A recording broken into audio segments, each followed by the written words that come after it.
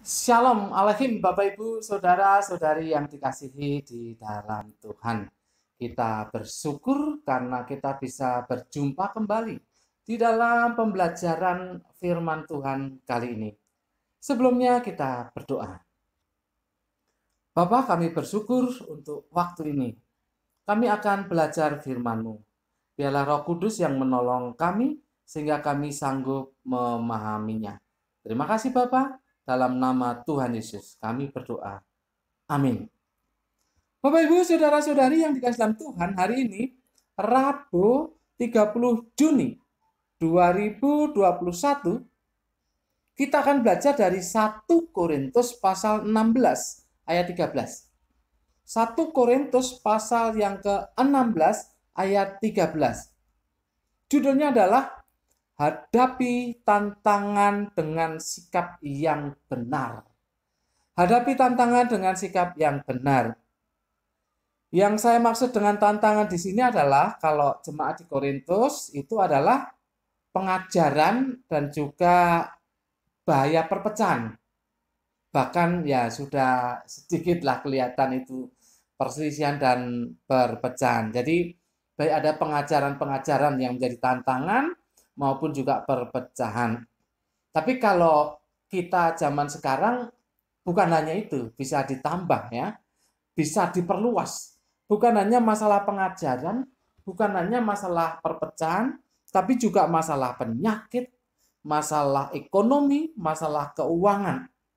Karena apa yang akan kita pelajari saat ini masih sangat relevan untuk kita terapkan di dalam hidup kita, dalam menghadapi tantangan-tantangan yang saya sebutkan tadi. Mari kita baca ayatnya. 1 Korintus 16 ayat 13. Demikian. Berjaga-jagalah, berdirilah dengan teguh dalam iman, bersikaplah sebagai laki-laki dan tetap kuat. Ada 4 hal di sini yang harus kita lihat dan mengerti untuk kita bisa menghadapi tantangan kehidupan kita saat ini. Yang pertama, berjaga-jaga. Bahasa Yunani yang dipakai adalah gregoreite. Itu adalah genitif imperatif dari gregoreuo. Artinya berarti teruslah berjaga-jaga. Teruslah waspada. Teruslah berhati-hati. Terhadap apa? Mengapa harus terus waspada? Mengapa harus terus berjaga-jaga? Mengapa harus terus berhati-hati? Tentu saja ada godaan, ada cobaan, ada tantangan yang mengelilingi kehidupan kita. Kalau di sini jelas sekali pertikaian atau perselisihan, bahkan juga perpecahan. Juga pertikaian masalah doktrin.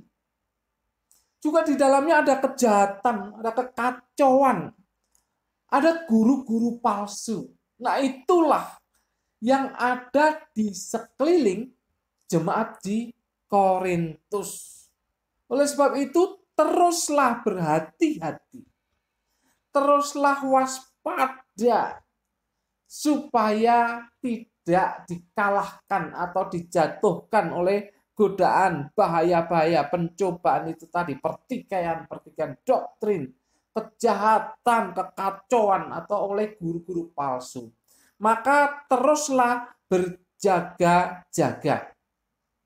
Bukankah masalah ini semarak pada zaman sekarang? Bapak Ibu Saudara perhatikan, masalah guru-guru palsu ada banyak sekali ya. Banyak sekali kalau kita hidup di dalam Tuhan dan firman-Nya kita akan peka. Ada guru-guru palsu. Apakah ada pertikaian doktrin? Wow, banyak sekali pada zaman sekarang. Ada kejahatan dalam kekristenan? Banyak. Ada kekacauan? Banyak. Belum lagi tantangan yang lain dari sisi kehidupan jasmani. Tantangan untuk takut, tantangan untuk khawatir atau godaan ya, tepatnya godaan untuk takut, untuk khawatir, untuk putus asa. Lah itulah, maka harus berjaga-jaga karena itu ada di sekeliling orang percaya di Korintus pada zaman dahulu maupun sekarang di sekitar kita. Teruslah berjaga-jaga. Yang kedua, berdiri teguh dalam iman. Kata Yunani yang dipakai adalah stekete. Stekete. Kini aktif imperatif. Itu dari steko. Artinya berarti teruslah teguh atau teruslah bertahan. Menariknya di sini katakan dalam iman. Apa maksudnya? Teguh bertahan dalam iman. Terus teguh, terus bertahan dalam iman. Artinya apa? Artinya terus teguh, terus bertahan dalam memegang dan membela kebenaran. Bapak Ibu, dengan cara bagaimana? Sederhananya kita melakukan kebenaran itu. Jadi kalau kita dikatakan teguh dalam iman atau bertahan dalam iman, itu artinya kita berpegang pada kebenaran, membela kebenaran, terutama dengan dilakukan dalam kehidupan sehari-hari. Yang menghina tentang iman kekristenan atau kebenaran itu hanya. Yang menolak, yang menentang juga tidak sedikit. Itulah sebabnya berdiri teguh, tetap teguh, tetap bertahan di dalam memegang kebenaran dan membela kebenaran dalam tingkah laku kita sehari-hari. Tanpa disadari kalau kita melakukan kebenaran, maka kebenaran itu akan bertahan kuat. Maka kebenaran itu pun akan tersebar luas dengan tingkah laku kita. Bukankah masih semarak pada zaman sekarang orang-orang yang menentang kebenaran, orang-orang yang menghina kebenaran? Bukankah masih semarak pada zaman sekarang? Itulah sebabnya kita zaman sekarang pun berdiri teguh dalam iman, memegang kebenaran terus-menerus dan membelanya dengan cara melakukannya. Kemudian yang ketiga, bersikap sebagai laki-laki. Yunani ya, kata Yunani yang dipakai andriseste. Andriseste. Kini medial imperatif dari andrisome. Artinya teruslah dengan sendirinya bertindak seperti laki-laki. Teruslah dengan sendirinya bertindak seperti laki-laki. Jadi jangan didorong-dorong terus ya. Harus kita sendiri yang bertindak seperti laki-laki. Apa artinya? Di dalam perjanjian baru khususnya ini ayat hanya ada di sini. Ayat ini atau kata ini hanya ada di sini. Bersikap sebagai laki-laki. Di dalam 1 Korintus 16 ayat 13. Tidak ada di tempat yang lain. Apa artinya? Itu artinya berani. Artinya berani. Artinya tidak pengecut. Artinya tidak penakut. Untuk apa? Untuk menghadapi musuh. Untuk menghadapi musuh. Baik musuh yang memusuhi kita sebetulnya. Karena kan kita tidak punya musuh. Orang yang memusuhi kita. Tadi yang membenci kebenaran, yang menentang kebenaran, atau yang menghina kebenaran, itu kan musuh-musuh. Itu kan orang-orang yang memusuhi kita. Tidak takut, bersikap sebagai laki-laki, berani. Juga masalah-masalah yang lain, harus berani kita. Jadi jemaat Korintus harus berani untuk menghadapi hal-hal itu. Persoalan-persoalan kehidupan kerohanian maupun jasmani. Mereka harus berani bersikap sebagai laki-laki, tidak pengecut. Bapak Ibu, juga zaman sekarang itu banyak Banyak musuh-musuh tadi, orang-orang yang memusuhi tadi. Jadi orang percaya harus bersikap sebagai laki-laki. Berani, berani. Tidak pengecut, tidak takut untuk menghadapi musuh-musuh kehidupan. Baik yang memusuhi kita, orang-orang yang memusuhi kita, maupun ya masalah-masalah yang harus kita hadapi. Yang keempat, tetap kuat. Kata Yunani yang dipakai adalah krataiouste. Krataiouste, ini medial imperatif. Dari krataioome. Dari krataioome. Artinya teruslah menjadi kuat dan sehat. Menariknya adalah di dalam Tuhan dan kuasanya tentunya. Teruslah menjadi kuat di dalam Tuhan dan kuasanya. Bapak, Ibu, Saudara-saudari yang dikasihi dalam Tuhan, untuk apa menjadi kuat? Untuk menghadapi penderitaan. Untuk menghadapi penderitaan, kita harus kuat. Jemaat Korintus harus tetap kuat. Kuat senantiasa. Terus kuat. Karena penderitaan bisa jadi akan mereka hadapi secara berat. Karena pada zaman gereja mula-mula kan memang kenyataannya seperti itu. Harus tetap kuat. Harus tetap kuat menghadapi penderitaan yang ada.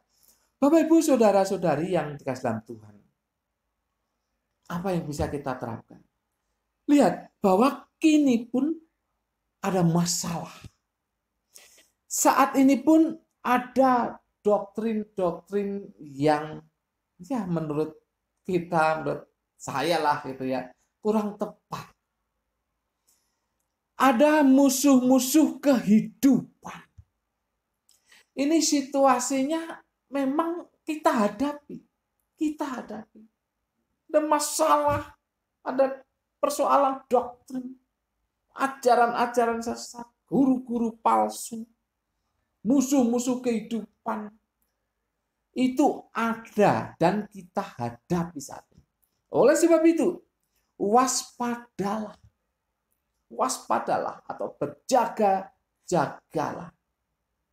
Supaya kita tidak dikalahkan oleh godaan itu, oleh pencobaan itu, oleh masalah itu, oleh musuh-musuh kehidupan kita.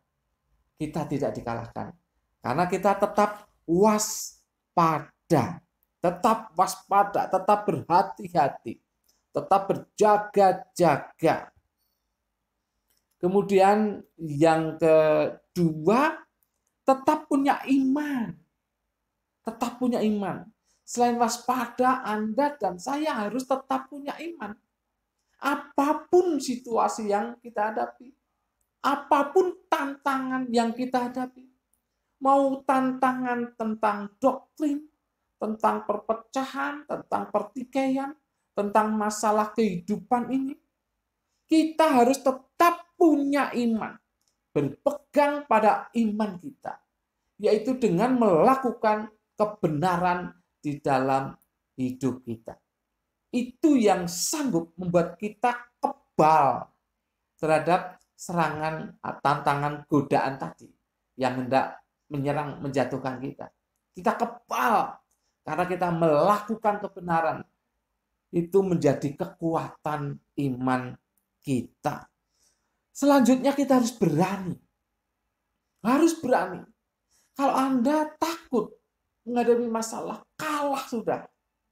Kalau Anda takut menghadapi ajaran sesat, kalah sudah. Kalau Anda takut menghadapi doktrin-doktrin yang ngawur, kalah sudah Anda. Kalau Anda takut menghadapi masalah kehidupan yang saat ini kita hadapi bersama, kalah sudah Anda. Oleh sebab itu kita harus berani. Harus berani menghadapi, bersikap sebagai seorang laki-laki. Berani, tidak pengecut. Dan selanjutnya kita harus kuat di dalam Tuhan. Jangan kuat di dalam yang lain. Artinya begini.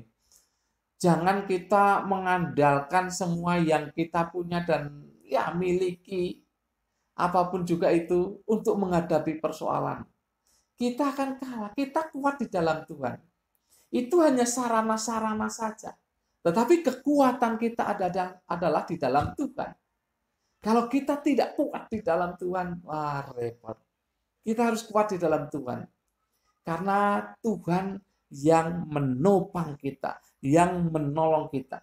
Sehingga kalaupun ada penderitaan yang kita hadapi, kita tetap kuat.